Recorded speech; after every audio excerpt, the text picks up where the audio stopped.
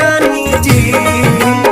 आई जवानी के मौसम यही समैया में रानी जी।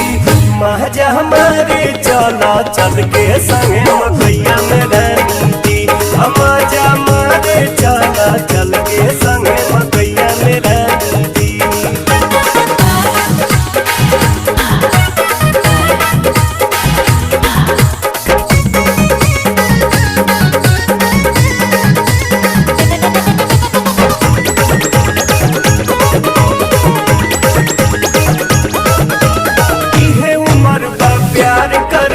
कौने बात के मिलल बा मौका मकैया में चल लूटल हर मुलाकात के।